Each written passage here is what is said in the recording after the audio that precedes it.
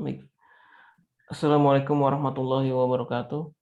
Para jamaah, perkenalkan nama saya Taufan Aditya selaku host dan perwakilan panitia di kajian pagi hari ini. Baik, langsung saja mari kita buka kajian pada hari ini. Bismillahirrahmanirrahim. Alhamdulillahirrabbilalamin. Wassalatu wassalamu ala asrafil anbiya'i wal mursalin wa ala alihi wa sahbihi ajma'in. Amma ba'du. Para jamaah peserta kajian Majelis Tahlim At-Thahirah, alhamdulillah pada pagi hari ini kita akan bersama-sama mengikuti kajian yang akan disampaikan oleh Ustadz Najmi Umar Bakar, Hafizullah Ta'ala.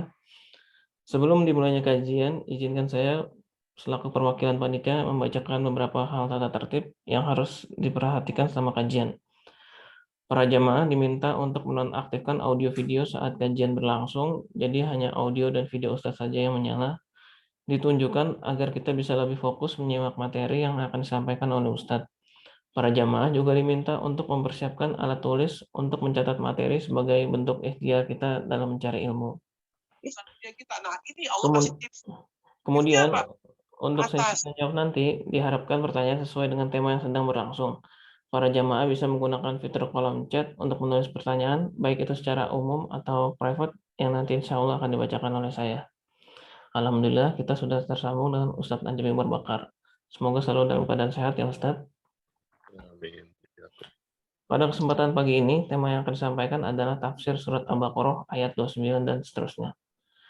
Ayat ini menegaskan peringatan Allah yang tersebut pada ayat-ayat yang lalu, yaitu Allah telah menganugerahkan karunia yang besar kepada manusia, menciptakan langit dan bumi untuk manusia, untuk diambil manfaatnya, sehingga manusia dapat menjaga kelangsungan hidupnya, dan agar manusia berbakti kepada Allah penciptanya, pada keluarga dan masyarakat. Ustaz, sepertinya para peserta sudah tidak sabar untuk menyimak dan mendengarkan materi yang akan disampaikan. Untuk mempersingkat waktu, kami persilakan. Tafadhol Ustaz. Assalamualaikum warahmatullahi wabarakatuh. Alhamdulillah, wassalatu wassalamu ala rasulillah wa ala alihi wa ashabihi ajma'in. Ya ayyuhalladzina amanu taqullaha haqqa tuqatih wa la tamutunna illa wa antum muslimun amma ba'd. Kaum muslimin, ikhwan dan akhwat, Bapak Ibu yang berbahagia, kita bersyukur kepada Allah tabaraka wa taala di pagi hari ini kita kembali diberikan kesempatan. Allah berikan kepada kita kesehatan dan nikmat lainnya untuk kita bisa melaksanakan salah satu kewajiban yang Allah perintahkan kepada kita, yaitu kita melaksanakan perintah untuk menuntut ilmu, dan ini adalah sesuatu yang tidak boleh kita tinggalkan.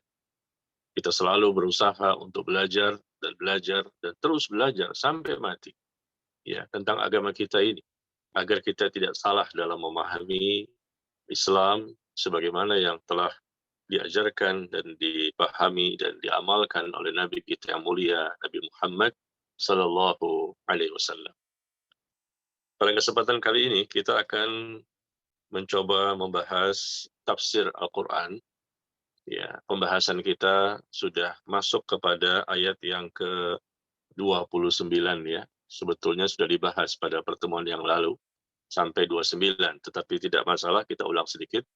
Nanti kita fokus kepada pembahasan ayat yang berikutnya, ayat yang ke-30. Baik jemaah sekalian, mari kita siapkan mushaf kita, Al-Quran terjemah kita, dan kita akan melihat banyak ayat yang mesti kita baca dan kita pahami. Dan kita baca dari surah Al-Baqarah ayat 29 dulu ya. Di mana Allah tabaraka wa taala berfirman, "Walladzi khalaqa lakum ma fil ardi jami'an, tsumma istawa ila as-sama' fasawwahunna sab'a samawat wa huwa bikulli syai'in 'alim." Allah berfirman, dialah Allah, ya. Allah menjelaskan tentang dirinya sendiri. Dialah Allah yang telah menjadikan segala yang ada di bumi untuk kamu. Dan dia bermaksud menciptakan langit, lalu dijadikannya 7 langit, dan dia maha mengetahui segala sesuatu. Ya. Jadi Allah ingin menjelaskan kepada kita bahwa Allah lah yang menciptakan seluruhnya. Langit dan bumi, apapun yang ada pada alam raya ini, Allah yang menciptakannya. Allah maha kuasa atas segala sesuatu, Dan tidak ada yang bisa menciptakan seperti itu kecuali Allah Azza wa Jalla. Dan Allah menjadikan segala sesuatu yang di bumi ini untuk kita. Karena kita hidup di bumi dan kita membutuhkan berbagai macam perkara-perkara yang kita butuhkan dalam rangka hidup di bumi ini. Maka Allah pun berikan segala sesuatu yang dibutuhkan oleh makhluknya. Dan Allah pun juga menciptakan langit. Ya, Allah kemudian bermaksud menciptakan langit dan Allah jadikan langit itu ada 7 lapis langit. Dan ternyata bumi juga memiliki 7 lapis bumi. 7 lapis langit dan 7 lapis bumi. Jadi lapisan langit ini bertingkat-tingkat ada 7 dan bumi juga ada 7 lapis. Di ayat ini disebutkan hanya langit saja ya. Sebetulnya disebutkan di ayat yang lain ya bahwa bumi juga memiliki 7 lapis sebagaimana langit juga memiliki 7 lapis. Yaitu Allah sebutkan di surah At-Tolak. Di surah At-Tolak ayat yang ke-12. Ya. Ini harus kita yakini meskipun kita tidak bisa melihat, ya, tidak bisa membuktikannya, ya. Karena kita penduduk bumi, bukan penduduk langit. Yang menghuni langit adalah para malaikat. Tetapi karena Allah yang berfirman, maka tidak ada keraguan sedikit pun kita meyakini bahwa Allah yang maha benar dan selalu benar dan tidak pernah berdusta. Ya, Rasul pun menyampaikan wahyu dari Allah dan Rasul pun tidak pernah berdusta. Nah, kemudian kita lihat di sini bagaimana awal penciptaan. Ya, ayat ke-29 ini menceritakan tentang awal penciptaan langit dan bumi. Dan ternyata disebutkan secara detailnya, silakan kita baca di surah Fussilat. Di surah Fussilat, surah ke-41, ayat yang ke-9 sampai yang ke-12. Ayat ke-9 sampai ke-12, surah Fussilat. Allah menjelaskan proses penciptaan langit dan bumi, dan ternyata disebutkan oleh Abdullah bin Abbas radhiyallahu anhuma bahwa Allah menciptakan bumi terlebih dahulu sebelum menciptakan langit. Allah menciptakan bumi terlebih dahulu sebelum menciptakan langit. Iya. Dan berdasarkan surah Fussilat tadi ayat ke-9 sampai 12, ternyata Allah menciptakan bumi dengan 2 masa. Dalam 2 masa. Awalnya bumi dulu diciptakan dalam 2 masa, kemudian setelah itu Allah baru menciptakan langit dalam 2 masa, kemudian kembali Allah kembali menciptakan bumi melengkapi apa yang ada di bumi dalam 4 masa. Jadi sekali lagi, di bumi 2 masa, di langit 2 masa, kemudian kembali menyempurnakan apa yang ada di bumi dalam 4 masa. Jadi totalnya semua dalam 6 masa. Ya, fi sittati ayyam. Dalam 6 masa. 2 di bumi, kemudian 2 di langit, kemudian kembali ke bumi dalam 4 masa. Ya, kita semua dapatkan itu di surah Fussilat ayat ke-9 sampai 12. Nah, ini kita sampaikan berkaitan dengan Al-Baqarah ayat ke-29, di mana Allah menjelaskan bahwa Allah menciptakan langit, lalu dijadikannya langit itu ada 7 lapis, dan ternyata prosesnya disebutkan oleh Al-Imam Ibnu Katsir, rahimahullah dalam kitab tafsirnya, bahwa ini berkaitan dengan proses penciptaan, yang mana Allah memulai dari bumi, kemudian ke langit, kemudian kembali ke bumi. Ya, insya Allah ini kita sedikit mengulang saja, ya sebetulnya sudah dibahas pada pertemuan yang lalu. Jadi intinya adalah bumi diciptakan sebelum langit, namun bumi baru dihamparkan. Bumi baru dihamparkan setelah langit diciptakan. Ini semua masalah gaib. Ya, kita tidak pernah melihatnya, tetapi kita meyakini dan Allah Maha Kuasa atas segala sesuatu. Ya, saya cukupkan sampai di sini, sekedar mengulangi sedikit pemaparan kita yang kita bahas pada pertemuan yang lalu. Nah, fokus kita pada pagi hari ini adalah Al-Baqarah ayat yang ke-30. Di ayat yang ke-30, kita akan melihat pembahasan yang lain.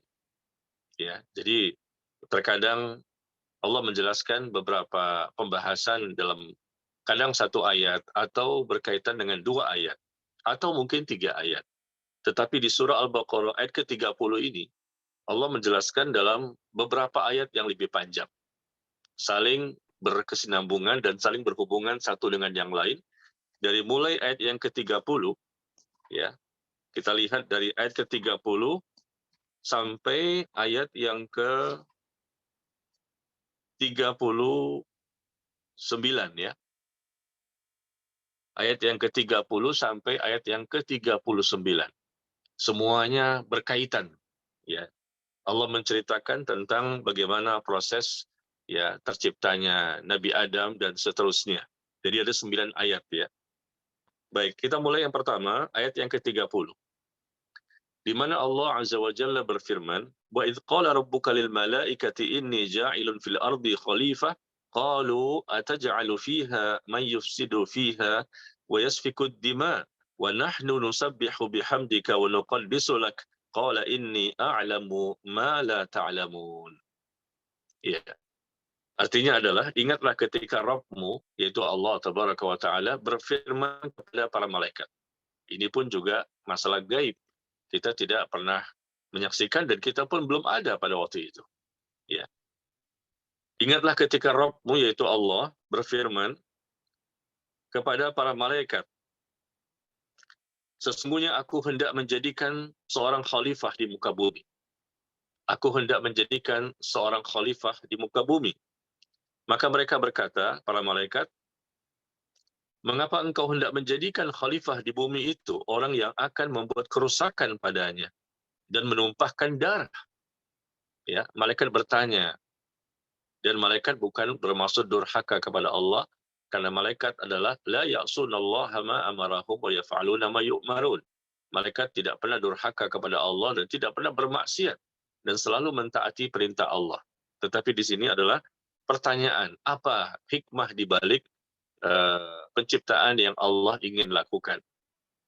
Mengapa engkau hendak menjadikan khalifah di bumi orang yang akan membuat kerusakan padanya dan menumpahkan darah? Padahal kami senantiasa bertasbih dengan memuji dan mensucikanmu. Maka Allah Rabb ya berfirman, sesungguhnya aku mengetahui apa yang tidak kamu ketahui. Demikian ya, ini ayat yang ke-30. Dari sinilah Al-Imam Ibnu Katsir menjelaskan bahwa Allah Tabaraka wa Ta'ala memberitahukan tentang karunia yang Allah anugerahkan kepada anak cucu Adam. Ya, berupa kehormatan bagi mereka, di mana Allah membicarakan perihal mereka di hadapan para malaikat sebelum mereka diciptakan. Ya, Allah baru menciptakan satu manusia, yaitu Nabi Adam. Akan diciptakan. Sebelum diciptakan, Allah memberitahu kepada para malaikat. Ya, sebelum menciptakan Nabi Adam, Allah memberitahu kepada malaikat bahwa Allah berkehendak untuk menciptakan seorang manusia. Ya, dengan hikmahnya. Yang pasti ada kemaslahatannya, ada kebaikannya yang tidak diketahui oleh makhluknya. Ya, subhanallah. Dan ternyata bukan hanya satu manusia itu saja yang Allah ciptakan, ternyata juga disebutkan khalifah. Allah hendak menjadikan khalifah. Ya, perkataan khalifah di sini, sesungguhnya aku hendak menjadikan seorang khalifah di muka bumi. Ya, ini kata Imam Ibnu Katsir, yaitu satu kaum yang akan menggantikan kaum yang lainnya. Satu kaum. Ya, khalifah di sini maknanya satu kaum yang akan menggantikan kaum yang lain. Ya, kurun demi kurun, generasi demi generasi berkesinambungan. Ya, manusia berganti, meninggal dunia, mereka ganti lagi, meninggal dunia, mereka berganti lagi, meninggal dunia, dari generasi ke generasi, sampai kapan? Sampai hari kiamat. Demikian makna khalifah yang disebutkan oleh Al-Imam Ibnu Katsir ya.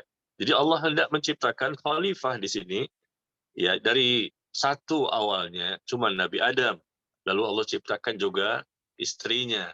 Kemudian dari situlah berkembang biak ya, kemudian terus berganti-ganti generasi. Inilah namanya khalifah, pengganti. Khalifah itu pengganti ya. Ada yang pengganti, ada yang pengganti, ada yang pengganti sampai terjadinya hari kiamat. Jadi manusia diganti karena dimatikan mereka. Dan kemudian dihidupkan lagi manusia yang baru, matikan lagi mereka, ada lagi manusia yang baru, dan seperti itu. Namanya khalifah, pengganti ya. Jadi itu terus berlanjut berkesinambungan.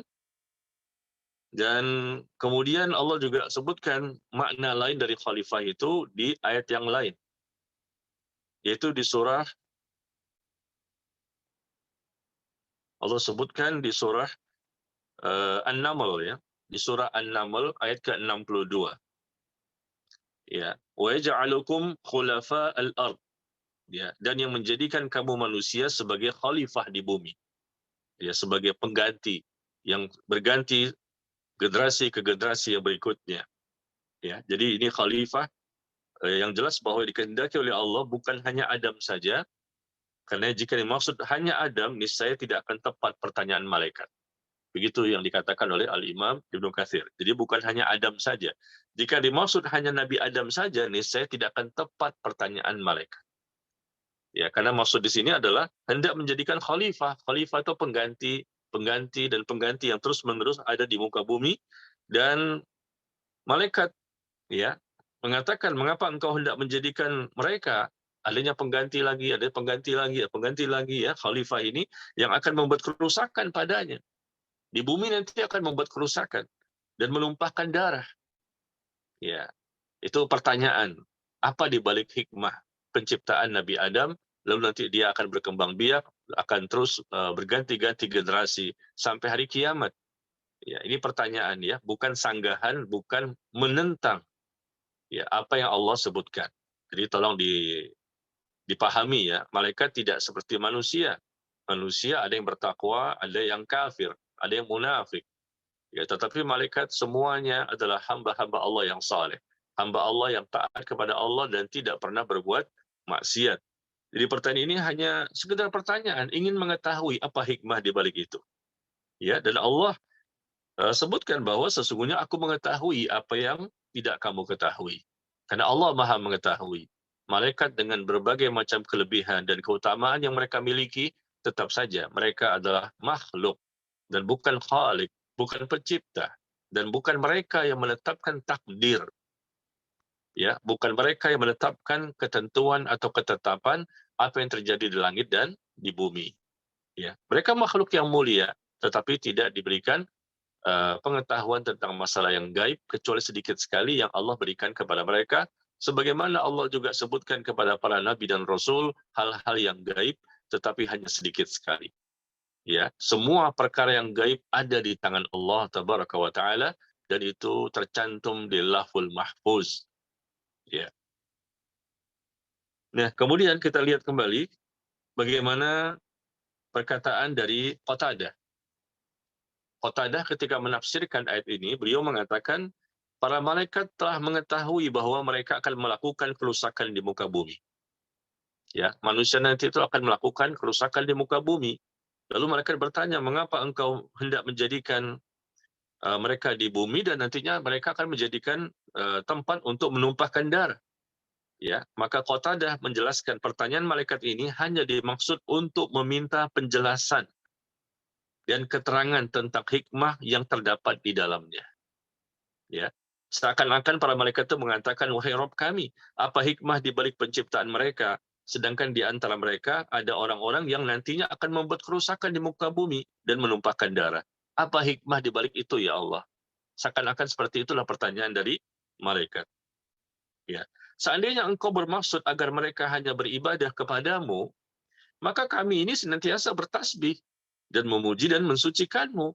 Ya, ini berselawat atasmu sebagaimana ya disebutkan dalam banyak keterangan, ya, yang tidak mungkin hal-hal buruk semacam itu muncul dari kami, dari para malaikat.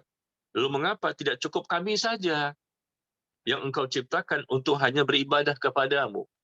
Kenapa diciptakan lagi yang lain? Ya, para malaikat ingin meminta penjelasan. Ya, ini disebutkan oleh Imam Qatadah dalam tafsir Ibnu Katsir. Jadi para malaikat ingin mengetahui apa hikmah di balik itu. Ya. Maka Allah menjelaskan bahwa ini a'lamu ma la ta'lamun. Sesungguhnya aku mengetahui apa yang tidak kamu ketahui. Artinya Allah ingin menjelaskan bahwa di balik penciptaan makhluk ini terdapat kemaslahatan yang lebih besar. Ya, sekali lagi, ini hikmahnya disebutkan bahwa di balik penciptaan makhluk ini Allah ingin menjelaskan kepada para malaikat bahwa terdapat kemaslahatan yang lebih besar daripada sebagian kerusakan yang kalian sebutkan itu. Ya, terjadi kerusakan, terjadi pertumpahan darah, terjadi dosa, ada maksiat nanti di sana. Untuk apa ya Allah? Kami ini malaikat selalu beribadah kepadamu, mensucikanmu. Ya, jadi minta penjelasan. Padahal di balik itu ada kemaslahatan yang lebih besar dibandingkan sebagian kerusakan yang disebutkan. Kalian tidak mengetahui bahwa aku akan menjadikan di antara mereka para nabi dan rasul. Ya, di sini ya, yang malaikat tidak mengetahuinya. Bahwa aku akan menjadikan di antara mereka para nabi dan rasul yang diutus di tengah-tengah mereka. Dan di antara mereka ada orang-orang yang siddiqin, ada orang yang mati syahid, ada orang-orang yang saleh, ada orang-orang yang taat beribadah, ada orang yang ahli zuhud, para wali, orang-orang yang baik, yang dekat kepada Allah, dan para ulama yang mengamalkan ilmunya. Ya, dan seterusnya. Inilah yang disebutkan sehingga mereka akhirnya bisa mengetahui ada kemaslahatan. Dan pasti ada kebaikan. Tidak ada satupun yang Allah ciptakan makhluk ini baik di langit maupun di bumi, ya, melainkan pasti ada kemaslahatan dan itu untuk mereka, bukan untuk Allah. Ya, Allah menciptakan itu untuk mereka, bukan untuk Allah. Allah tidak butuh kepada makhluknya. Tidak adanya mereka pun tidak masalah. Allah tetap maha sempurna. Tetapi Allah menciptakan makhluk, lalu menyempurnakan mereka dan menyiapkan apa yang mereka butuhkan untuk kehidupan mereka. Ya, ini kemaslahatan untuk mereka.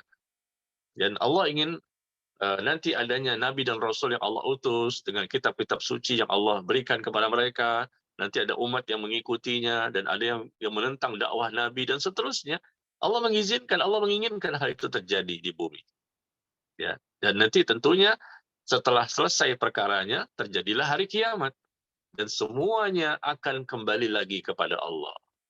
Ya, demikian ya.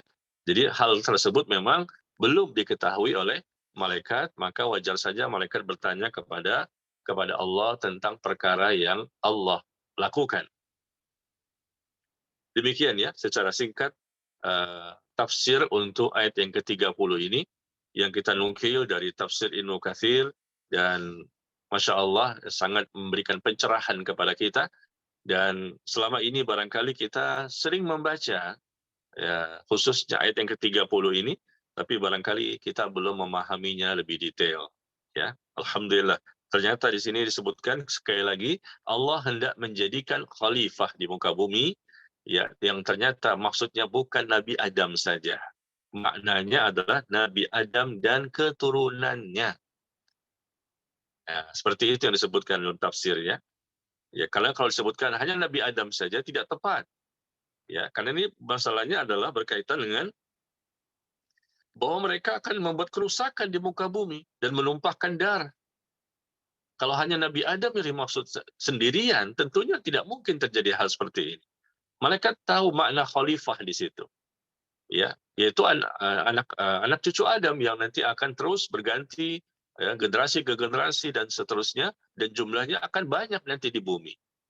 Ya, ini yang disampaikan sehingga kita bisa memahami dengan baik ternyata ada kemaslahatan, ada kebaikan, ada manfaat yang memang terkadang ya kita sebagai makhluk terkadang kita memahami hikmah di balik sesuatu dan terkadang juga kita tidak mengetahui hikmah di balik sesuatu. Baik, sekarang kita masuk kepada ayat berikutnya, ayat yang ke-31. Ayat yang ke-31 disebutkan وعلم آدم الأسماء كلها ثم أرضهم على الملائكة فقال أنبئوني بأسماء هؤلاء إن كنتم صادقين. Ya. فقال أنبئوني بأسماء هؤلاء إن كنتم صادقين. Ya. قالوا سبحانك لا علم لنا إلا ما علمتنا إنك أنت العليم الحكيم. قال يا آدم أنبئهم بأسمائهم فلما أنبأهم بأسمائهم قال ألم أقل لكم إني أعلم غيب السماوات والأرض وأعلم ما تبدون وما كنتم تكتمون. Kita baca sampai ayat yang ke-33 ya, karena berkaitan ini. 31, 32 dan 33. Ya. Mari kita baca terjemahannya. Disebutkan di ayat yang ke-31 bahwa dan dia, maksudnya Allah, ya, mengajarkan kepada Adam. Allah mengajarkan kepada Adam nama-nama benda-benda seluruhnya. Ya, nama-nama benda Allah memberikan kepada Nabi Adam ilmu, keutamaan. kemudian menyampaikannya kepada para malaikat. Lalu berfirman, sebutkanlah kepadaku nama-nama benda itu jika kamu benar, memang benar. Ya, subhanallah.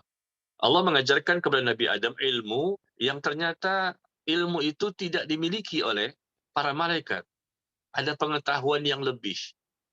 Nah, di sini subhanallah, Allah menciptakan orang yang baru, makhluk yang baru, tetapi ternyata dilebihkan. Malaikat itu sudah luar biasa beribadahnya, ketaatannya, ya. Ya, tapi ternyata Allah menginginkan ada yang baru yang Allah lebihkan ilmu dan keutamaan serta kemuliaan. Allah ajarkan kepada Nabi Adam tentang nama-nama benda, ya, nama-nama benda yang Allah ciptakan, kemudian menyampaikannya kepada malaikat, lalu Allah pun berfirman, sebutkanlah kepadaku nama benda-benda itu jika kamu memang benar. Ya, Allah menanyakan kepada para malaikat, kamu tahu enggak? Nabi Adam tahu, karena Allah mengajarkan kepada Nabi Adam nama-namanya, ilmunya ditambahkan. Tetapi Allah ingin bertanya kepada para malaikat, apakah kamu tahu nama-nama benda tersebut? Maka mereka mengatakan, para malaikat, Maha Suci Engkau. Tidak ada yang kami ketahui selain apa yang telah Engkau ajarkan kepada kami. Sesungguhnya Engkaulah yang Maha mengetahui lagi Maha bijaksana. Nah, di sini ternyata para malaikat tidak tahu. Ketika ditanya oleh Allah, apakah kalian tahu nama benda-benda yang telah Allah ciptakan itu? Sedangkan Nabi Adam tahu, karena Allah memberitahu kepada beliau. Ya, subhanallah, di sini Allah ingin menunjukkan bahwa Nabi Adam lebih berilmu. Ya, maka Allah berfirman, wahai Adam, beritahukanlah kepada mereka nama-nama benda ini. Nah, lihat di sini Allah ingin memuliakan Nabi Adam sebagai ciptaan yang terbaru. Ya, Nabi Adam, coba sebutkan nama-nama benda ini yang para malaikat tidak mengetahuinya. Coba sebutkan nama-namanya. Maka setelah diberitahukan nama-nama benda itu, Nabi Adam mengatakan ini namanya ini namanya ini namanya ini, ya. Hal-hal yang sebelumnya tidak diketahui oleh para malaikat. Setelah disebutkan semua, ya, maka Allah berfirman, bukankah sudah aku katakan kepadamu, ya, bahwa sesungguhnya aku mengetahui rahasia langit dan bumi dan mengetahui apa yang kamu lahirkan dan apa yang kamu sembunyikan. Nah, ini subhanallah, ya. Ada sudah satu hikmah di balik penciptaan Nabi Adam, yaitu Allah ingin menjadikannya makhluk yang paling mulia. Allah yang inginkan seperti itu. Allah inginkan menjadi makhluk yang mulia. Inilah maqam kedudukan di mana Allah menyebutkan kemuliaan Nabi Adam atas para malaikat. Karena Allah telah mengkhususkannya dan mengajarkan kepadanya nama-nama segala sesuatu yang tidak Dia ajarkan kepada para malaikat. Ya, subhanallah. Ini kelebihan. Dan itu adalah haknya Allah. Ya, kenapa malaikat tidak dikasih tahu? Kenapa Nabi Adam yang dikasih tahu? Ya, ini haknya Allah. Allah memilih Nabi Adam untuk memiliki ilmu yang lebih dibandingkan para malaikat. Meskipun, mohon maaf ya, bahasanya anak kemarin sore. Ini lebih senior, lebih lama, lebih banyak ibadah, lebih berilmu sebelumnya. Tetapi Allah jika berkehendak bisa saja, kenapa tidak? Ketika ada yang baru diciptakan, tapi ternyata Allah berikan ilmu, ya, sesuatu yang tidak diketahui oleh orang yang lebih dahulu atau makhluk yang lebih dahulu beribadah kepada Allah tabaraka wa taala. Ya. Jadi Allah mengajarkan kepada Nabi Adam nama segala macam benda, baik zatnya, sifatnya maupun perbuatannya. Ya, subhanallah, baik yang besar maupun yang kecil. Ya, pengetahuannya lebih luas dan mengetahui nama-nama benda yang telah Allah ciptakan. Ya, demikian, ya. Nah, inilah kelebihannya Nabi Adam, ya, dibandingkan para malaikat. Nah, nama-nama benda itu macam-macam penafsiran, ya. Disebutkan dalam tafsir macam-macam penafsiran. Apa nama benda itu? Benda apa itu yang disebutkan? Nah, di sini para ulama berbeda pendapat, ya, mengenai nama-nama benda yang Allah perintahkan Nabi Adam untuk disebutkan, yang mana para malaikat tidak mengetahuinya. Ada yang mengatakan itu adalah nama-nama seperti burung merpati, ada burung gagak, dan nama-nama segala sesuatu. Yang jelas adalah ini adalah pengetahuan yang Allah khususkan kepada Nabi Adam atas para malaikat, dan terbukti dengan kemampuannya bisa menyebutkan seluruh nama yang diajarkan oleh Allah kepadanya. Ya. Nah, kemudian kita lihat di ayat tersebut ya, ayat 31 sampai ayat yang ke-33 ini, secara ringkas insya Allah mudah kita pahami. Di sini sekedar uh, informasi yang Allah sebutkan kepada kita bahwa ternyata Adam memang dilebihkan dari sisi ilmu dan kemuliaan. Maksudnya seperti itu. Dan Allah sudah buktikan sehingga malaikat pun mengetahui memang Allah telah melebihkan Nabi Adam dibandingkan mereka. Ya, sekarang kita masuk kepada ayat yang ke-34. Hari ini kita agak banyak ya membahasnya, tidak sebagaimana pertemuan-pertemuan sebelumnya. Kalau pertemuan sebelumnya mungkin satu kali pertemuan, satu ayat, atau mungkin 2 ayat. Tetapi di sini kita akan banyak karena berkaitan. Ya, dari 30, 31, 32, dan seterusnya sampai ke 39. Berkaitan. Ya. Nah, sekarang kita masuk kepada ayat yang ke-34. Ya, ayat yang ke-34. Wa idh qulna lil malaikati isjudu li Adam fasajadu illa iblis aba wastakbara wa kana minal kafirin. Dan ingatlah ketika kami, kata Allah, berfirman kepada para malaikat. Allah menggunakan kata kami. Terkadang Allah menggunakan kata aku ciptakan. Wa ma khalaqtul jinna wal insa illa liya'budun. Tidak aku ciptakan jin dan manusia kecuali untuk beribadah kepada aku. Ya, tidak aku ciptakan. Nah, terkadang memakai kalimat aku, terkadang juga dengan kata kami. Ya, dan ingatlah ketika kami berfirman kepada para malaikat. Kami di sini sebetulnya Allah juga. Gambarnya gimana caranya? Allah berfirman kepada para malaikat. Siapa di sini kami? Apakah Allah beserta yang lain? Ketika berfirman kepada para malaikat, tidak. Maksudnya kami adalah Allah juga. Kata Imam Ibnu Katsir, li ta'zim, untuk menunjukkan kemuliaan Allah. Ketika menggunakan kalimat aku, maksudnya Allah. Ketika kami, maksudnya Allah. Bukan Allah itu berbilang ya, sebagaimana di Nasrani bahwa ada Trinitas, ya Trinitas atau tri yang lain ya. Tapi tidak, dalam Islam Allah itu Ahad, Allah itu Esa, ya. Nah, ingatlah ketika kami berfirman kepada para malaikat, sujudlah kamu kepada Adam. Ya. Maka sujudlah mereka kecuali iblis. Ia enggan dan takabur, dan ia termasuk golongan orang-orang yang kafir. Ya. Nah, di sini kita lihat perintah Allah kepada para malaikat untuk sujud kepada Nabi Adam. Kenapa? Karena Allah ingin memberikan kemuliaan dengan ketinggian ilmunya, ya, dengan kemuliaannya. Allah inginkan Nabi Adam itu juga dimuliakan oleh para malaikat. Ya. Dan bahkan bukan sekedar ilmunya saja yang dilebihkan, bahkan Allah yang memerintahkan untuk para malaikat itu memberikan penghormatan, memberikan sujud kepada Nabi Adam. Perintahnya dari Allah langsung. Ya, kita tahu sujud itu hanya kepada Allah. Tapi di sini Allah yang memerintahkan sebagai bentuk penghormatan. Dan ini bukan sujud ibadah ya, bukan sujud ibadah, tapi sujud penghormatan. Dan yang memerintahkan Allah sendiri kepada para malaikat. Ini menunjukkan lagi tambahan kemuliaan.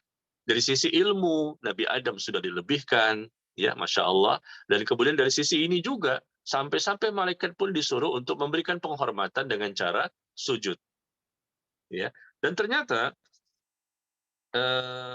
pada waktu itu juga hadir iblis di tengah-tengah malaikat, dan dialah yang tidak mau untuk memberikan penghormatan. Dan pada waktu itu dikatakan bahwa meskipun iblis bukan dari golongan malaikat, iblis itu dari golongan jin ya. Iblis bukan dari golongan malaikat. Di sini Allah perintahkan sujudlah kepada Adam. Perintah kepada siapa sebetulnya? Kepada malaikat. Sedangkan iblis itu dari golongan jin. Iblis bukan malaikat. Tapi iblis ada beserta malaikat pada waktu itu. Dan iblis menyerupai para malaikat dan meniru tingkah laku mereka. Ya, kenapa? Karena memang iblis ini sebelumnya adalah makhluk yang taat kepada Allah, banyak beribadah kepada Allah, ya, taat kepada Allah dan banyak beribadah kepada Allah. Dan dia pun termasuk yang dimuliakan oleh Allah. Banyak meniru perilaku para malaikat dan menyerupai para malaikat. Dan pada waktu itu iblis pun ada di tengah-tengah mereka. Ya. Nah, oleh karena itu iblis pun termasuk dalam perintah yang ditujukan kepada para malaikat, dan ia tercela atas pelanggaran yang dia lakukan terhadap perintah Allah Tabaraka wa Ta'ala. Ya, ini lihat, para malaikat juga senior, lebih dahulu diciptakan dan lebih banyak ibadahnya, tetapi tetap tidak berani untuk berbuat pelanggaran kepada Allah. Dia berbeda dengan iblis yang memang diciptakan dari api. Dia termasuk golongan jin. Malaikat diciptakan dari cahaya. Ya, malaikat diciptakan dari cahaya, dari nur. Sedangkan iblis diciptakan dari api dan dia dari golongan jin. Ya, aslinya bukan malaikat, tetapi selalu bersama dengan malaikat, maka perintah ini juga disertakan kepada dia. Ya, karena dia sering menyerupai malaikat dan dia pun ada di situ. Tetapi karena kesombongannya, disebutkan bahwa ia enggan dan takabur, sombong. Jadi dosa sombong ini dosa yang pertama kali terjadi di langit. Sombong. Sombong itu apa? Kata Nabi SAW, al-kibr batarul haq wa ghamtun nas. Sombong itu adalah menolak kebenaran dan merendahkan manusia. Itu sombong. Menolak kebenaran dan merendahkan manusia. Itu sombong, ya.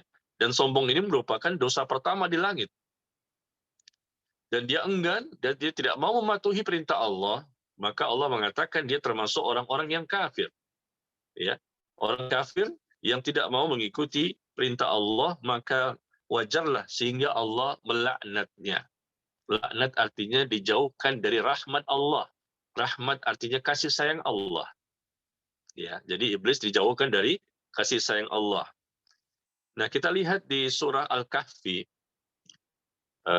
penafsirannya kepada surah Al-Kahfi, surah ke-18, ayat yang ke-50. Al-Kahfi, ayat ke-50. Tentang masalah ini, disebutkan bahwa ketika Allah memerintahkan untuk sujud, maka sujudlah mereka, para malaikat, kecuali iblis. Dan Allah katakan bahwa wa kana minal jin fa fasaqa an amri rabbi. Maka ternyata Allah jelaskan iblis itu berasal dari golongan jin. Maka dia durhaka kepada perintah Rabb-nya. Dia mendurhakai perintah Rabb-nya. Dan disebutkan dia dari golongan jin. Ya.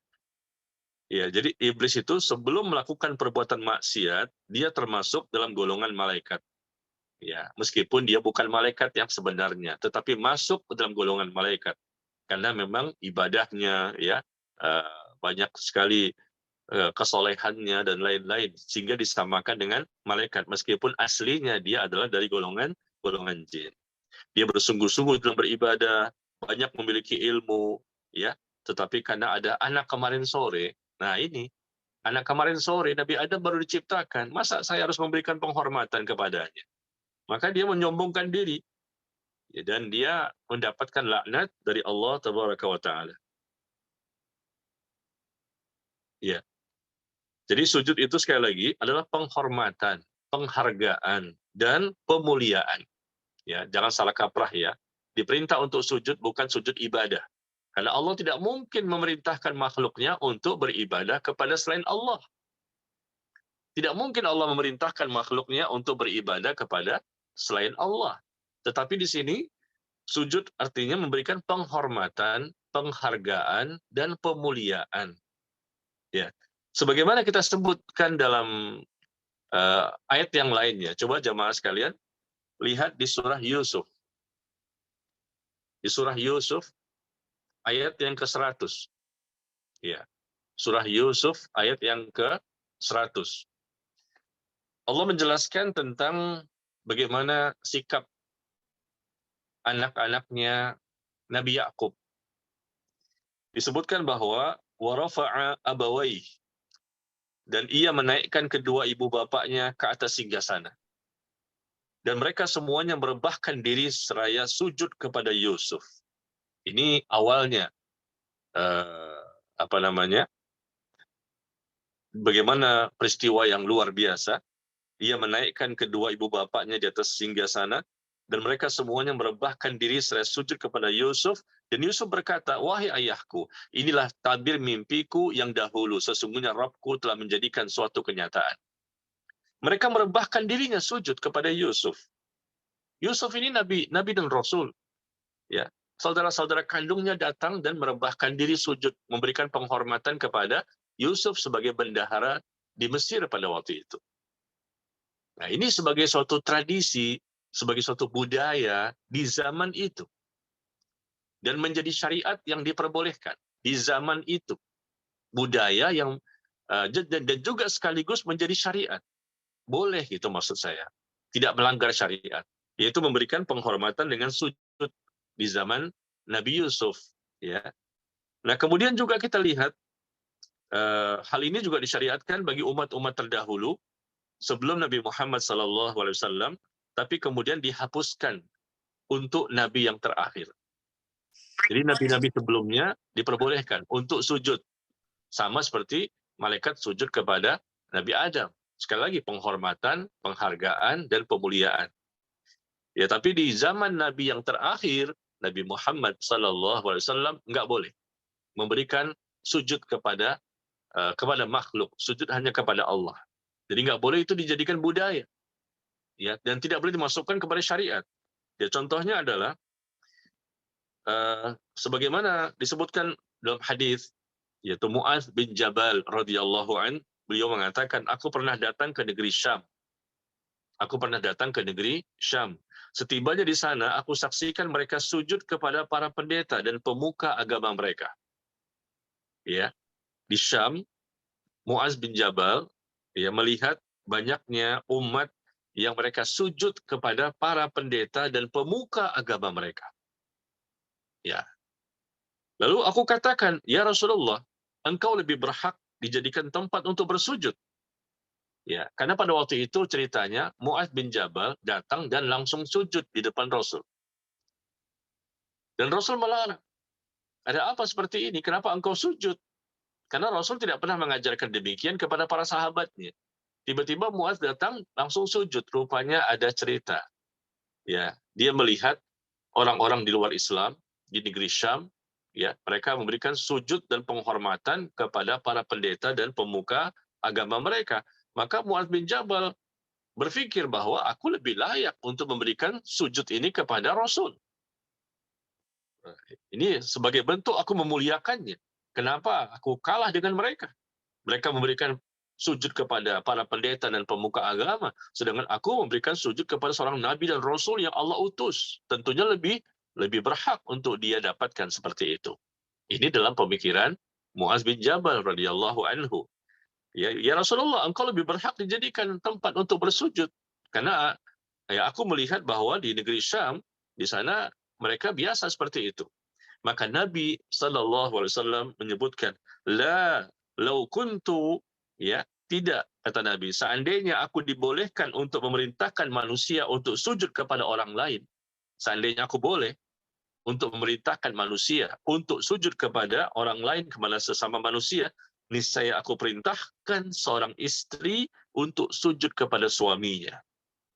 Karena besarnya hak suami atas istrinya. Seandainya boleh. Ya, Rasul nggak mau diperlakukan dengan cara seperti itu. Ini syariatnya dari umat-umat terdahulu. Ya, diperbolehkan. Dari malaikat memberikan sujud.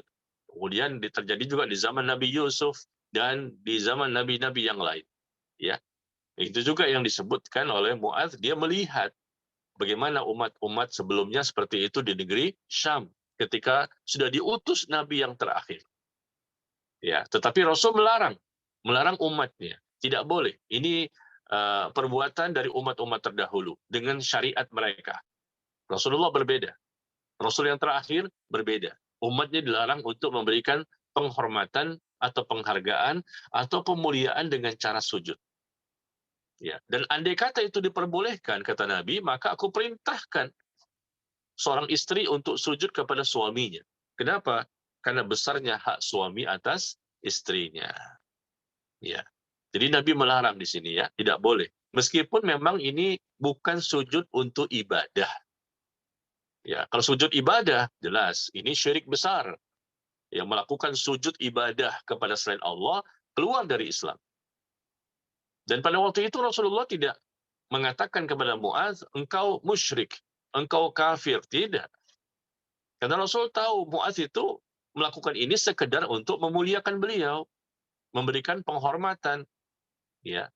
Jadi bukan bermaksud untuk sujud ibadah, maka Rasul tidak mengeluarkan Muaz dari Islam. Nah, ini mesti dipahami ya. Ya, maka tapi Rasul tetap melarang, tidak boleh, haram. Meskipun bukan sujud ibadah, ya. Karena Rasul ingin menutup pintu-pintu yang bisa mengarahkan kepada kesyirikan. Meskipun awalnya bukan syirik, tapi dikhawatirkan membuka pintu ini ya sangat berbahaya bagi umat beliau. Ya.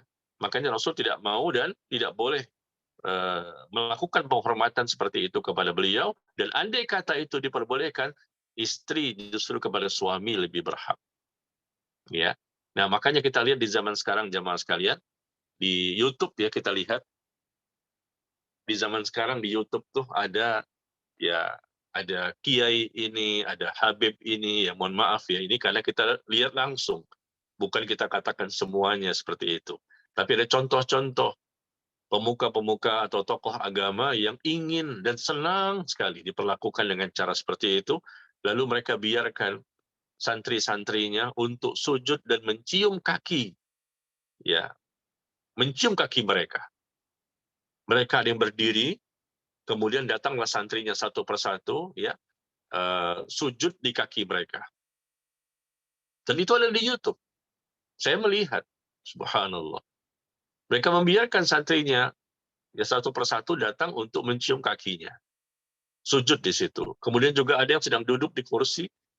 Ada seseorang yang sedang duduk di kursi, lalu dibiarkan adanya satu persatu santrinya datang dan mencium kakinya. Sujud di situ.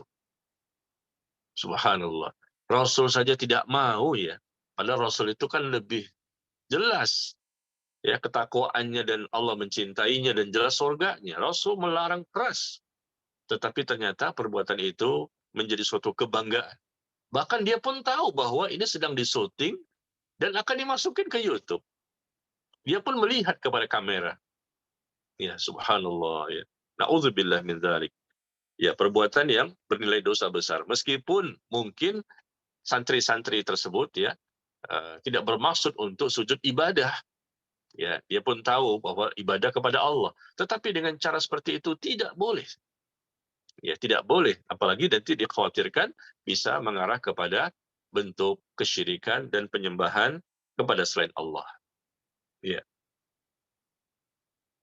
Jadi kesimpulannya adalah di ayat ini kita lihat bahwa ada kesombongan yang dimiliki oleh iblis. Ya.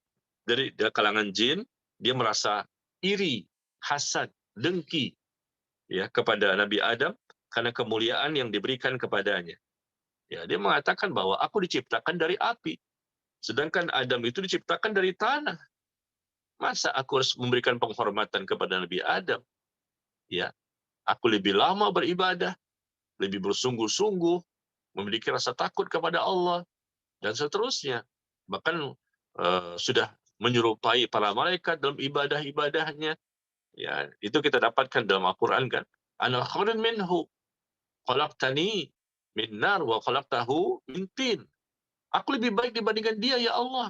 Lihat bagaimana dia membantah Allah. Aku lebih baik dibandingkan dia. Engkau ciptakan aku dari api, sedangkan Adam engkau ciptakan dari tanah. Dia memberikan alasan-alasan kenapa dia tidak mau sujud. Berbeda dengan para malaikat. Ya, ini iblis ya. Maka inilah bentuk kesombongan. Kesombongan, takabur, dan Rasul mengatakan bahwa la yadkhulul jannah man kana fi qalbihi mithqali dzarratin min kibr. A'udzubillah. Tidak akan masuk surga orang yang di dalam hatinya terdapat kesombongan meskipun hanya sebesar biji sawi. Tidak akan dimasukkan oleh Allah ke dalam surga seseorang yang memiliki sifat sombong di hatinya. Ada sifat sombong meskipun hanya sebesar biji sawi. Ya.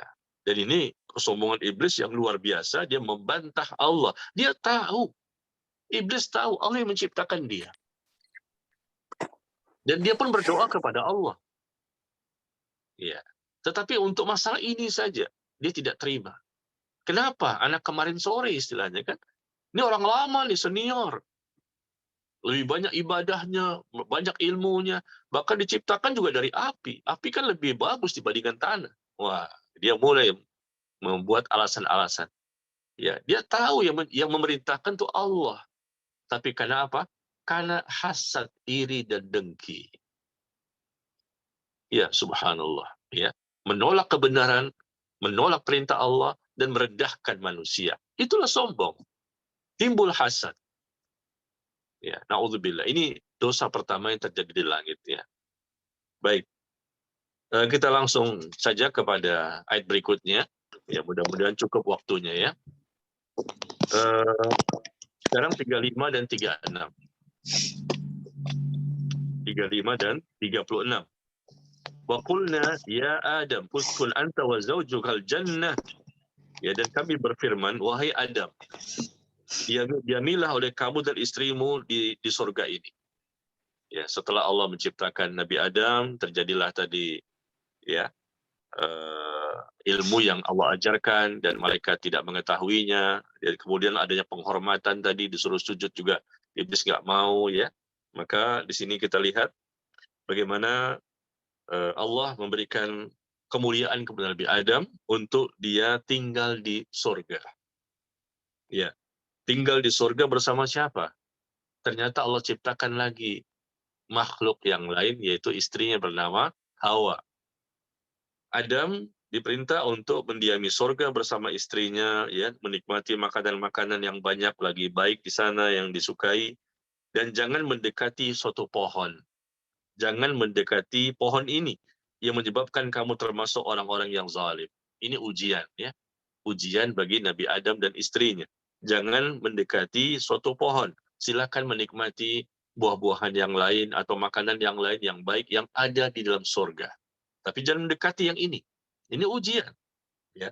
Lalu keduanya tergelincir oleh syaitan dari surga itu dan dikeluarkan dari keadaan semula, dan kami berfirman, turunlah kamu. Sebagian kamu menjadi musuh bagi sebagian yang lain, dan bagi kamu ada tempat kediaman di bumi dan kesenangan hidup sampai waktu yang ditentukan. Nah, ini masalahnya. Nabi Adam awalnya di surga bersama istrinya, ya, kemudian dikeluarkan dari surga karena ternyata dia tergoda atau mungkin mendapatkan gangguan dari syaitan, iblis tadi, karena iblis itu dendam. Dia merasa dendam, kenapa dia dilaknat oleh Allah? Maka dia berusaha dengan berbagai macam cara untuk menggoda Nabi Adam dan istrinya. Yang awalnya Allah katakan jangan dekati pohon itu, ya, ternyata dia dekati dan dia makan buahnya. Ya. Jadi Nabi Adam ini memiliki istri, dan Hawa diciptakan sebelum Adam memasuki surga. Nah, disebutkan dalam tafsir Ibnu Katsir bahwa Hawa itu istrinya Nabi Adam, diciptakan sebelum Adam memasuki surga. Ya, setelah Nabi Adam, tadi prosesnya kembali lagi saya jelaskan, bisa menjelaskan nama-nama benda kepada para malaikat, kemudian malaikat pun disuruh sujud, dan iblis yang tidak mau sujud. Nah, selesai proses itu, kata para ulama, Nabi Adam pun mendapatkan istrinya, dan istrinya Hawa diciptakan dari tulang rusuknya, ya. Dan setelah diciptakan istrinya, baru keduanya dimasukkan ke dalam surga. Seperti itu ya. Jadi Hawa diciptakan sebelum Adam memasuki surga. Setelah diciptakan Hawa, baru mereka diperintahkan untuk mendiami surga berdasarkan Al-Baqarah ayat ke-35 ini, di mana Allah mengatakan, dan kami berfirman, wahai Adam, diamilah oleh kamu dan istrimu di surga ini. Ya, subhanallah. Jadi Hawa itu diciptakan dari tulang rusuk Nabi Adam, dan Allah ciptakan dan Allah takdirkan seperti itu, ya, untuk supaya Adam tenang bersamanya dan dekat bersamanya, dan dia diciptakan dari tubuhnya sendiri. Ya, makanya suami istri itu bagaikan pakaian. Hunna libasul lakum wa antum libasul lahun. Ya, kamu bagaikan pakaian bagi suamimu, dan suamimu pun juga bagaikan pakaian bagi istri. Ya, demikian. Saking dekatnya, merasa tenang. Allah jadikan itu litaskunu ilaiha wa ja'ala bainakum mawaddatan warahmah. Allah ciptakan manusia ini berpasangan-pasangan sehingga mereka berkembang biak, dan Allah jadikan mereka itu tentram dan merasa tenang ketika bersama pasangan hidupnya, dan Allah jadikan mereka saling mencintai dan berkasih sayang. Jadi sekali lagi bahwa jangan kamu dekati pohon ini. Ini merupakan cobaan dan ujian dari Allah bagi Nabi Adam alaihissalam. Ujian. Dan ternyata disebutkan bahwa oleh Imam Abu Ja'far bin Jarir dalam kitab tafsir At-Tabari, ya, beliau mengatakan bahwa yang benar Allah tabaraka wa taala telah melarang Adam dan istrinya memakan buah pohon tertentu saja dari pohon-pohon yang ada di surga. Sekali lagi, Allah, ya, telah melarang Adam dan istrinya memakan buah pohon tertentu saja. Jangan makan buah dari pohon tersebut. Ya, bukan semuanya, hanya tertentu saja dari pohon-pohon yang ada di surga. Tidak semua pohon. Tetapi keduanya memakan buah dari pohon tersebut. Dan kita tidak tahu, kata beliau, pohon apa yang ditentukan oleh Allah itu. Nggak disebutkan.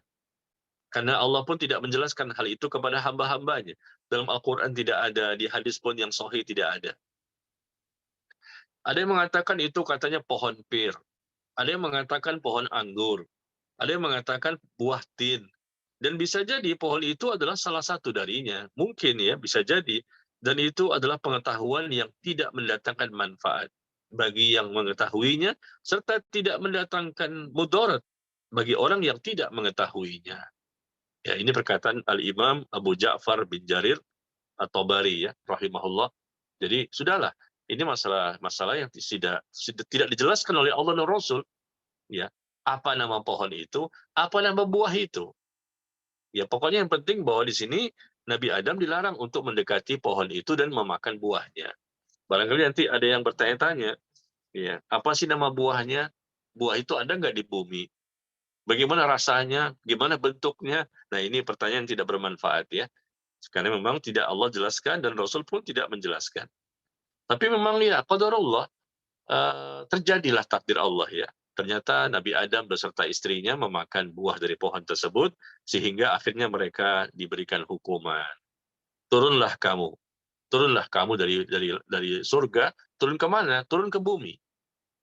Tidak lagi tinggal di surga. Gara-gara kesalahan itu. Satu kesalahan dikeluarkan dari surga. Ya, satu kesalahan dari Nabi Adam dan istrinya. Dikeluarkan dari surga, dan turunlah kamu, sebagian kamu menjadi musuh bagi sebagian yang lain, dan bagi kamu ada tempat kediaman di bumi dan kesenangan hidup sampai waktu yang ditentukan. Yaitu tempat tinggalnya di bumi, rezekinya, ajalnya, ya, sampai waktu yang ditentukan, serta batas waktu yang ditetapkan, dan kemudian setelah itu datanglah hari kiamat. Ya, demikian, ya. Jadi Nabi Adam itu diciptakan pada hari Jumat. Nabi Adam itu disebutkan bahwa beliau diciptakan pada hari Jumat. Dan beliau pun dimasukkan ke dalam surga pada hari Jumat. Dan beliau pun dikeluarkan dari surga pada hari Jumat. Itu hadis yang dikeluarkan oleh Imam Muslim. Ada sedikit tambahan saja. Kapan Nabi Adam itu diciptakan, ternyata harinya disebutkan. Hari Jumat Nabi Adam diciptakan, hari Jumat Nabi Adam dimasukkan ke dalam surga, dan hari Jumat juga Nabi Adam dikeluarkan dari surga. Ya, dan nanti pun kiamat, hari kiamat akan juga terjadi pada hari Jumat. Ya. Kemudian yang ke-37. Kita percepat, ya. Kita ingin sampai ke 39 supaya clear sekali pertemuan, karena ini semuanya ada satu cerita yang berkesinambungan. Masuk ke Al-Baqarah ayat yang ke-37. Fatalaqqa Adam min rabbih kalimat fataba alaih. Ya. Kemudian Adam menerima beberapa kalimat dari Rabb-nya, maka Allah pun menerima taubatnya. Sesungguhnya Allah Maha menerima taubat lagi Maha penyayang. Itulah yang disebutkan dalam firman Allah di surah Al-A'raf ayat ke-23. Kita lihat ya, di surah Al-A'raf ayat yang ke-23. Bagaimana doanya Nabi Adam ketika beliau bertaubat kepada Allah, Rabbana zalamna anfusana wa illam taghfir lana wa tarhamna lanakunanna minal khasirin. Ya, wahai Tuhan kami telah menganiaya diri kami sendiri, dan jika Engkau tidak mengampuni kami dan memberikan rahmat kepada kami, niscaya pastilah kami termasuk orang-orang yang merugi. Ya, ini kata para ulama, kalimat taubat yang disebutkan oleh Nabi Adam kepada Allah Tabaraka wa Ta'ala, kemudian Allah menerima taubatnya. Karena memang Allah Maha menerima taubat.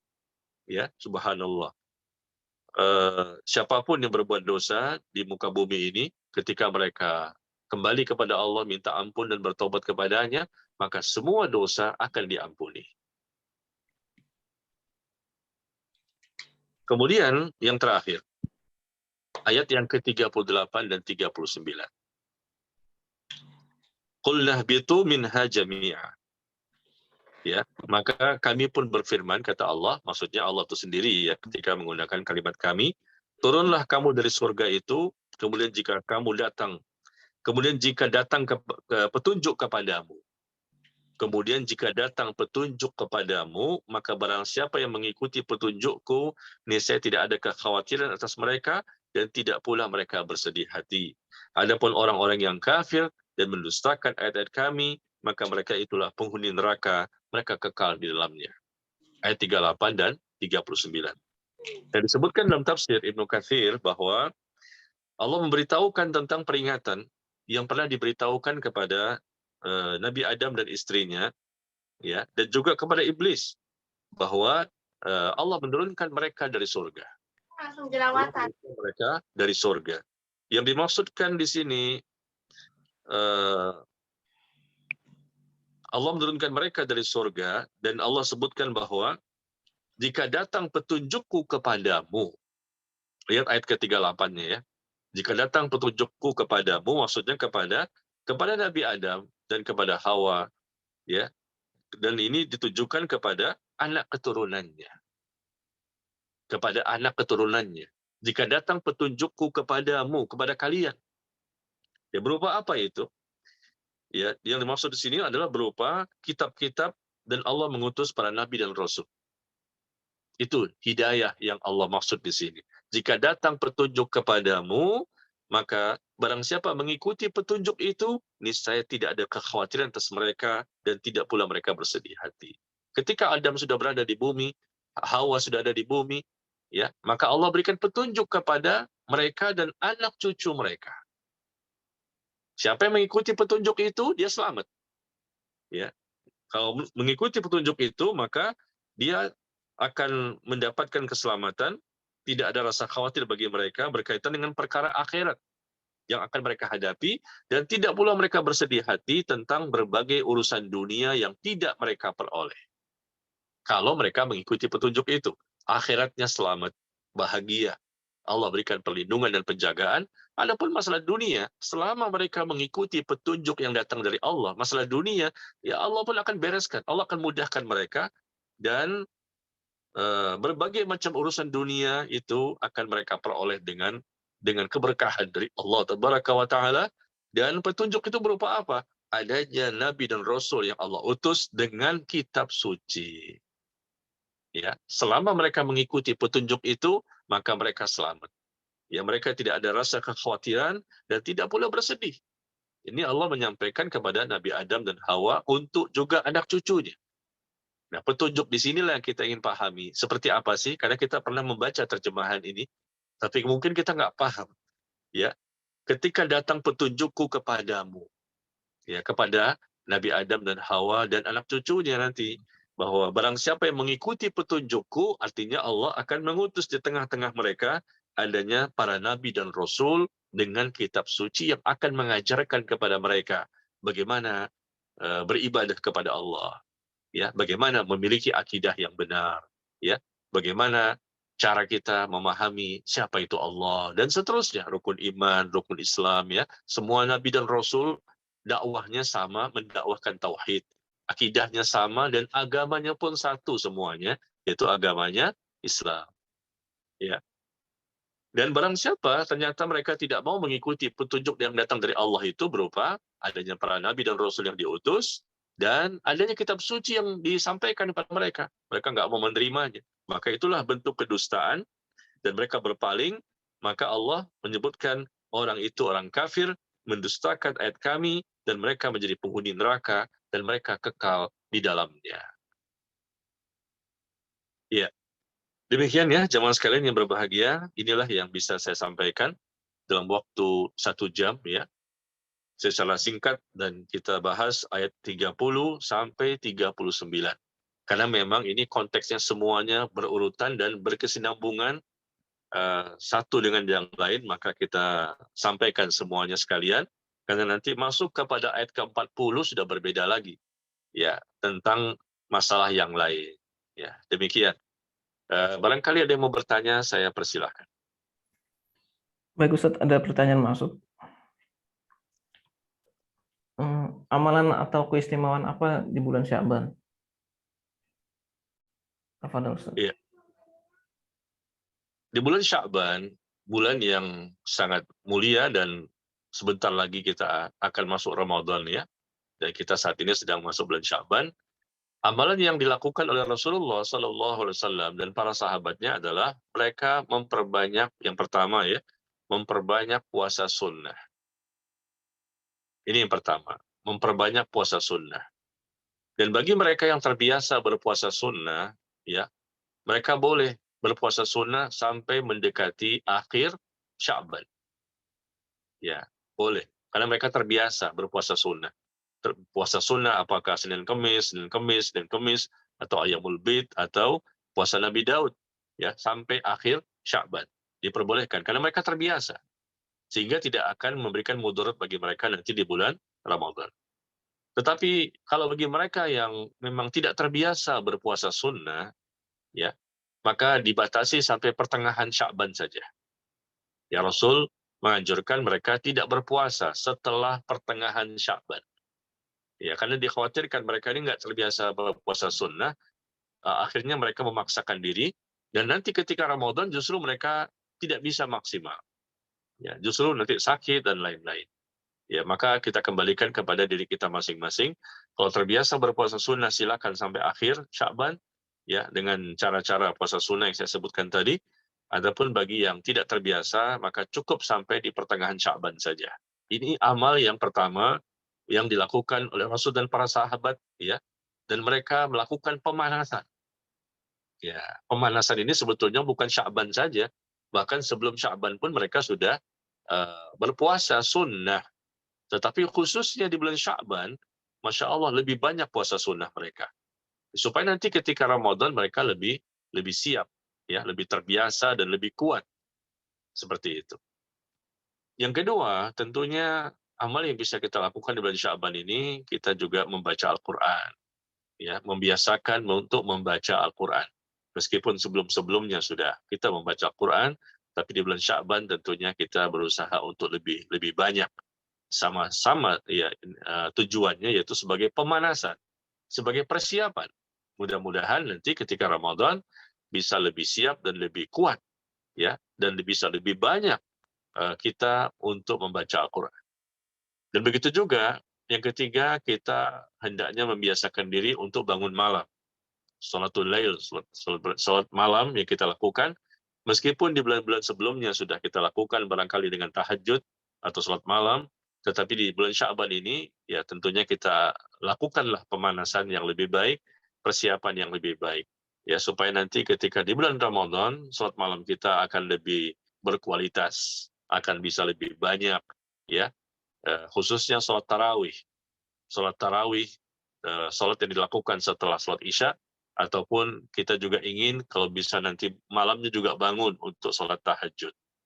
Demikian. Jadi puasa, kemudian tadi membiasakan untuk membaca Quran lebih banyak, kemudian hendaknya kita membiasakan diri untuk bangun malam salat tahajud, dan ibadah-ibadah yang lain mungkin dengan cara kita bersedekah, ya, atau mungkin kita mengeluarkan zakat. Ya, keluarkan zakat di bulan Sya'ban. Dan itu pun dilakukan oleh para sahabat Nabi alaihissalam. Ya, kalau memang bertepatan di bulan Sya'ban.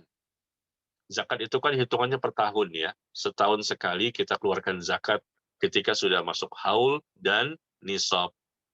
Ya. Apabila memang bertepatan, ya keluarkan di bulan Sya'ban. Dan kalau memang bertepatan di bulan Ramadan, ya kita keluarkan di bulan Ramadan. Ya, seperti itu.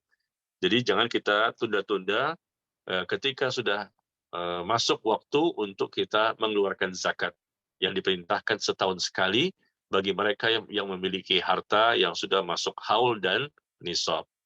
Ya. Dan ibadah-ibadah yang lain bisa kita lakukan ya.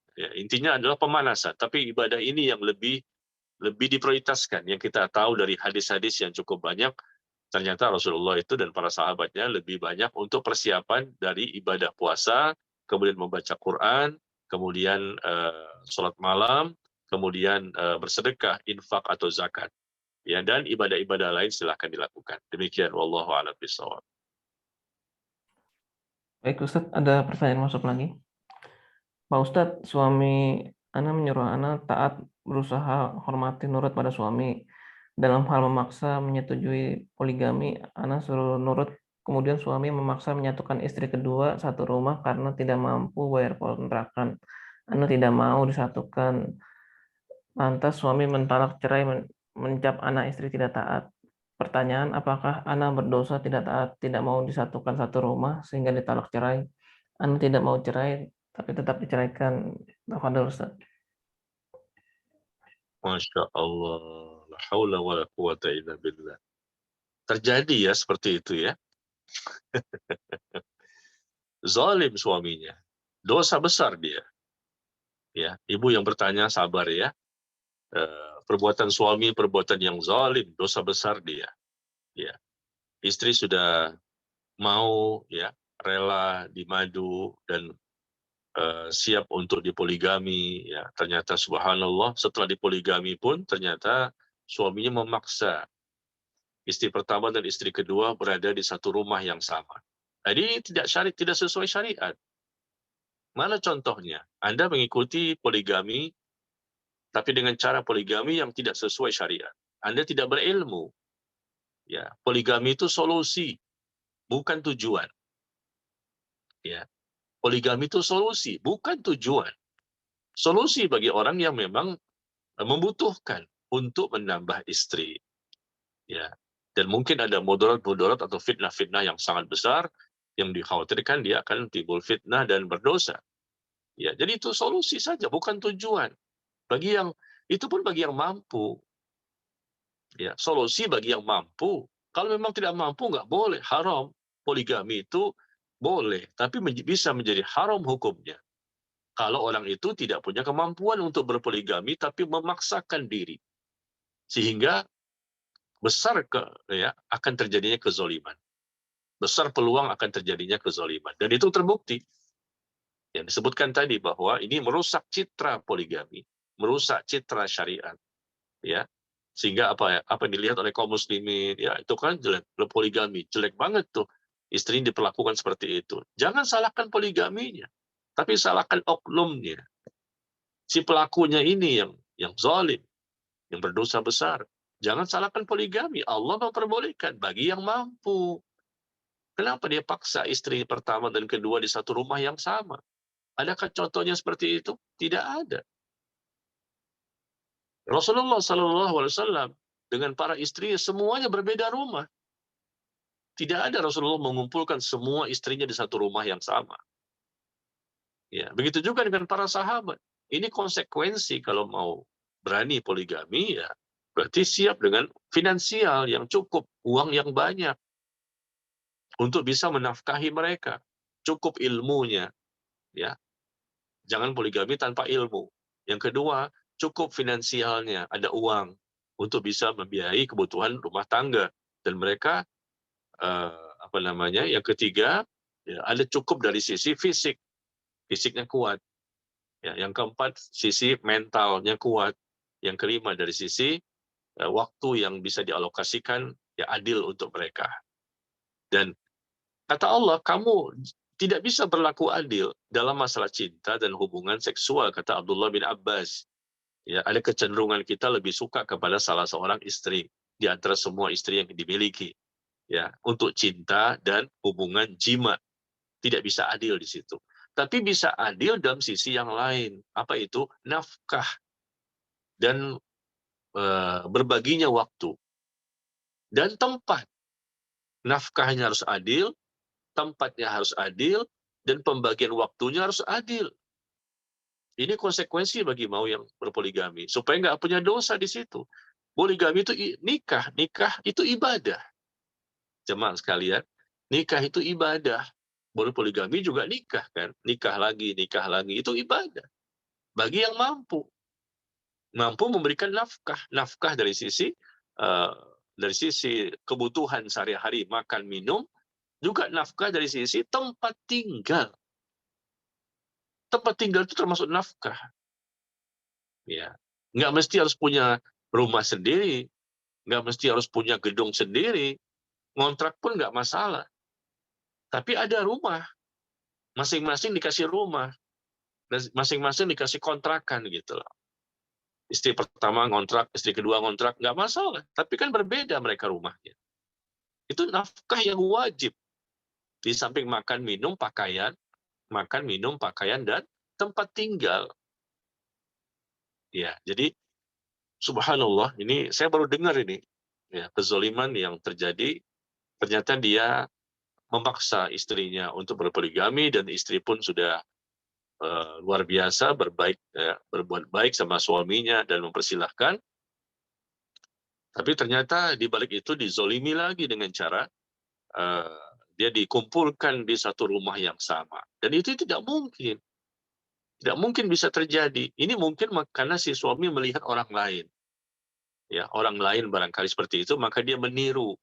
Ada orang-orang di luar Islam barangkali yang memang saya pun pernah baca. Orang-orang di luar Islam mengumpulkan istrinya di suatu apartemen, di suatu rumah yang besar. Itu kan orang-orang di luar Islam. Kita bicara Muslim ini. Kita punya syariat tersendiri, bukan bicara tentang orang kafir. Kalau kita bicara secara syariat Islam, maka dipisah tempat tinggal mereka, bukan di satu rumah yang sama. Ya, tapi kan nggak punya kemampuan. Ya kenapa mau poligami? Ini konsekuensi kalau berani poligami harus punya duit. Nggak punya duit, memberanikan diri, yang dizolimi siapa? Pihak istri. Ya, mereka disakiti. Dengan poligami saja mereka sudah berat hati. Ya kita tahulah perasaan wanita ya. Di poligami saja sudah berat hatinya, untuk mengikhlaskan itu sulit sekali. Tapi mereka ya sudahlah, dia terima ini hukum dari Allah. Tapi kemudian mereka disakiti lagi dengan cara dikumpulkan di rumah yang sama. Dan suaminya menyakiti lagi. Apa itu? Diancam dengan cerai. Ya Allah. Dan akhirnya betul-betul terjadi perceraian, dan istri pertama diceraikan, sehingga suami itu bisa dengan istri yang kedua di rumah sebelumnya. Memang itu mungkin rumahnya suami ya, sehingga dia bisa mempersilahkan istri pertama untuk keluar dari rumah tersebut. Maka ibu yang bertanya, kalau memang dia dialami hal seperti ini, bersabarlah ya. Ini semua ujian dari Allah, dan semoga Allah berikan kesabaran kepada ibu, dan Allah berikan pahala ya. Dan jangan ini dijadikan sesuatu hal yang menyebabkan ibu sampai tidak beribadah. Ya, tetap beribadah meskipun ujian cukup berat. Dan suami berbuat seperti itu, pasti nanti akan ada balasan dari Allah Tabaraka wa Ta'ala. Karena zalim itu adalah dosa besar. Ya, kalau dia tidak bertobat kepada Allah dan tidak meminta maaf kepada orang yang dia sakiti, yang dia zolimi, maka Allah akan berikan balasan di dunia sebelum dia mati. Rasul mengatakan demikian. Ya, dosa zolim itu akan dibalas di dunia sebelum dia mati. Kezoliman itu macam-macam bentuknya. Ini salah satu bentuk kezoliman. Maka ibu bersabar, ya, berdoa kepada Allah agar diberikan ketenangan batin, diberikan kekuatan iman, ya, tetap beribadah dan tetap menuntut ilmu, tetap belajar. Suami itu bukan segala-galanya. Segala-galanya itu Allah. Allah itu segala-galanya. Bagi kita, Allah segala-galanya. Suami bukan segala-galanya. Ya, dia hanya pendamping hidup. yang Allah takdirkan menjadi pasangan hidup kita. Ya, kalau dia saleh, alhamdulillah, berbahagialah dan bisa membina rumah tangga sakinah mawaddah warahmah. Tapi kalau dia zalim seperti itu, maka tentunya sudahlah, jangan berlama-lama dalam kesedihan. Ya, jangan berlama-lama dalam kesedihan. Ya, tetaplah mendekatkan diri kepada Allah dan serahkan si suami itu kepada Allah. Nanti Allah yang akan membalas perbuatan mereka ketika dia tidak mau bertobat kepada Allah dan minta maaf kepada istrinya. Ya, demikian. Wallahu taala a'lam bissawab. Ya Ustaz, ada pertanyaan masuk lagi. Apa yang harus dilakukan apabila anak kurang menaruh hormat terhadap suami? Karena sikap suami yang terlalu banyak bercanda dan juga anak tahu bahwa yang menghidupi adalah ibunya, sehingga anak kasihan kepada ibunya. Tafadhol Ustaz. Iya, subhanallah. Ya, ini masalah bercanda itu bukan tidak boleh ya. Bercanda itu satu hal yang boleh-boleh saja. Bercanda suami kepada istri, istri kepada suami, atau mungkin kepada anak-anak mereka, ya, dalam canda yang bisa dibenarkan. Ya. Tetapi kalau berlebihan tentunya tidak baik. Ya, berlebihan yang sampai menyinggung perasaan, menyakiti hati, atau merendahkan, menghina, itu sudah termasuk suatu dosa. Yang awalnya boleh, bercanda yang diperbolehkan tuh bisa menimbulkan pahala. Bercanda yang diperbolehkan. Rasulullah juga bercanda dengan istrinya, ya. Itu suatu hal yang bisa mempererat eh, cinta dan kasih sayang di antara mereka. Begitu juga dengan anak-anak, ya. Jangan terlalu serius banget, ya. Jangan terlalu kaku juga dengan anak-anak. Ya, terkadang juga orang tua tidak masalah untuk bercanda dengan mereka, ya. Tapi sekali lagi kalau sudah berlebihan dan melampaui batas atau apalagi menyelisihi syariat, ya tentunya ini tidak dibenarkan. Ya, kalau memang ini suatu kesalahan yang terjadi menurut apa yang ditanyakan tadi, ya dinasihatilah. Ya, sang suami ini dinasihati, diperbaiki dan didakwahi, ya, dengan cara-cara yang benar, dengan sopan, dengan lembut, ya. Ya mungkin dia keceplosan barangkali, keceplosan bicara, atau mungkin dia tanpa dia sadari mungkin dia berbicara seperti itu, atau mungkin dia nggak sengaja, ya, atau mungkin kalaupun dia sengaja, ya sudahlah, diperbaiki. Ya, hidayah milik Allah bukan milik kita. Dan wajiblah bagi istri tadi memperbaiki suaminya dan anak juga memperbaiki orang tuanya. Anak juga jangan diam ketika melihat bapaknya ternyata ada suatu penyimpangan atau kesalahan atau kekeliruan, ya, maka anak juga berusaha untuk memperbaiki orang tuanya. Ini kewajiban juga bagi anak, tapi tentunya dengan cara yang baik, cara yang elegan, cara yang syar'i, ya, yang diharapkan nanti mudah-mudahan dengan doa-doa mereka, dengan nasihat mereka, dengan dakwah mereka, suami pun bisa berubah dan ajak bapak itu untuk ngaji, ya, untuk taklim. Biasanya hal-hal seperti ini terjadi karena mereka itu jarang taklim, jarang datang hadir di majelis ilmu. Yang sudah ngaji saja, yang sudah taklim saja, bisa juga berbuat dosa. Namanya manusia kan bukan malaikat. Yang sudah taklim saja bisa berbuat dosa. Apalagi yang tidak taklim. Artinya bisa jadi lebih besar peluang untuk mereka berbuat kesalahan itu lebih besar. Ya, demikian barangkali itu dilakukan, diingatkan saja mereka, diingatkan lagi, jangan sampai menurunkan wibawa sebagai seorang bapak, ya, karena terlalu berlebihan dalam canda itu juga nanti bisa menurunkan wibawa, tidak ada rasa hormat nanti anak kepada orang tua dan tidak ada penghargaan dan tidak memuliakan. Ya, kalau terlalu berlebihan dalam bercanda, apalagi kalau itu memang bernilai dosa. Ya, na'udzubillah min dzalik. Ya, semoga Allah berikan hidayah. Baik Ustaz, ada pertanyaan lagi masuk. Untuk dari Ibu Heni Rita, silakan mau bertanya.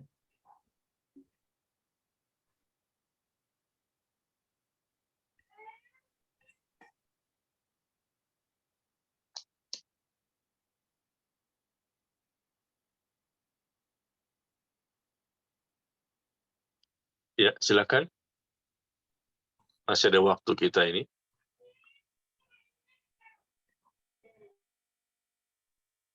Halo, Ibu Heni.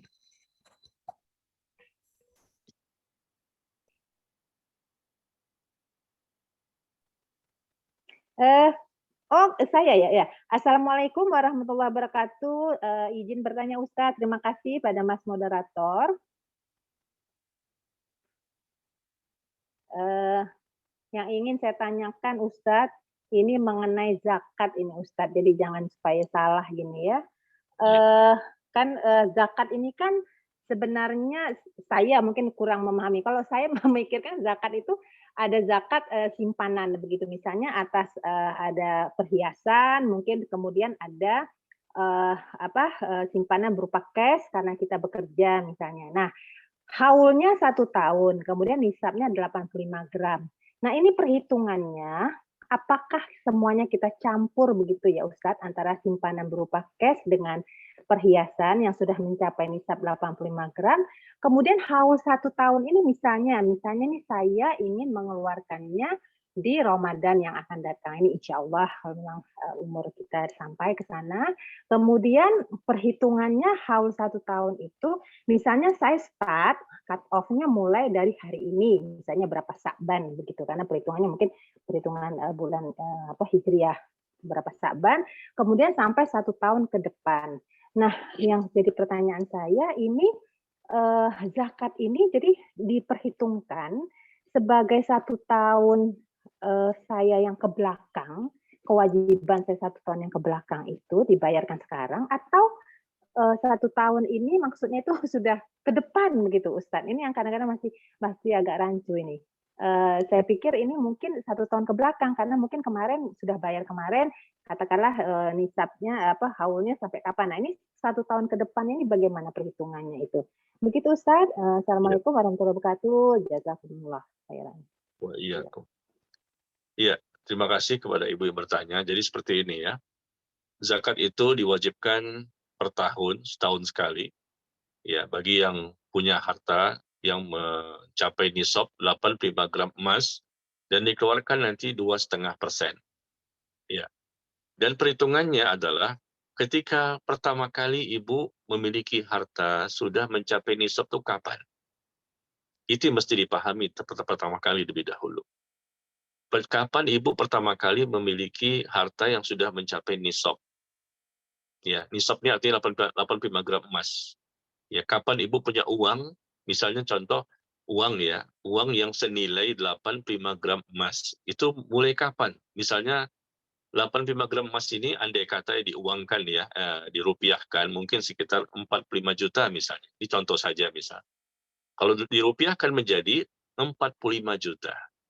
Nah, kapan Ibu punya uang yang senilai minimal seperti itu? 45 juta. Ini emas tentunya berbeda-beda ya.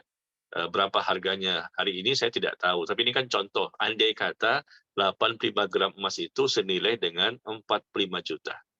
Maka Ibu lihat kapan punya uang sebanyak itu. Maka itulah hari pertama Ibu hitung. Tanggalnya tanggal berapa, bulannya bulan berapa.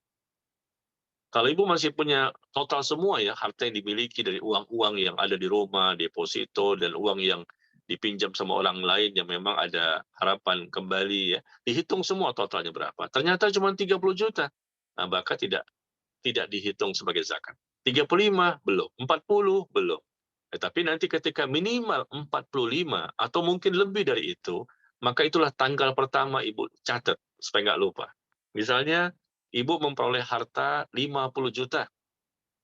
Ya, mungkin dari bonus, dari pesangon, dari warisan, atau dari tabungan, misalnya anggaplah 50 juta, di tanggal berapa?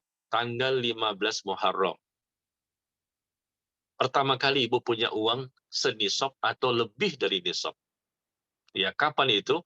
Tanggal 15 Muharram. Ya, bukan 15 Januari ya. Kita nggak pakai hitungan-hitungan Masehi.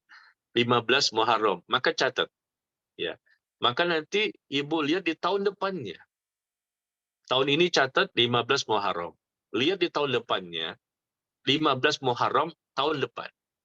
Setahun ya, bertahan mengendap uang itu ya bertambah atau mungkin berkurang sedikit, selama masih senisab maka kalikan 2,5%.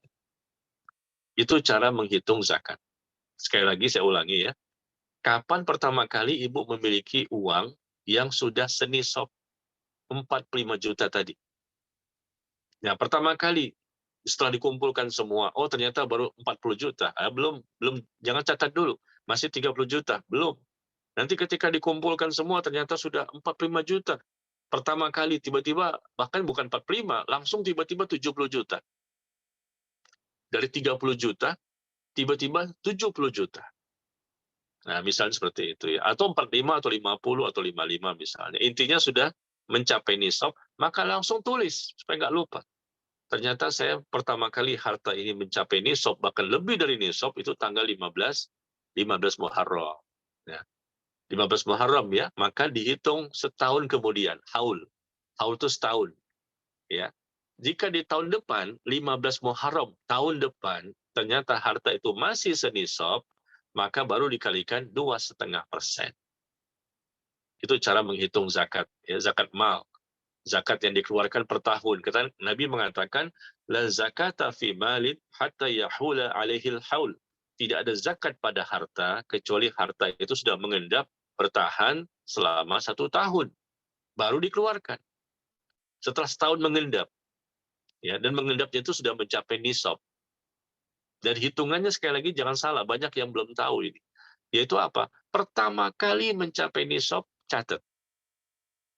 Nah, kadang-kadang orang patokannya Ramadan. Salah itu, bukan cara seperti itu menghitung zakat.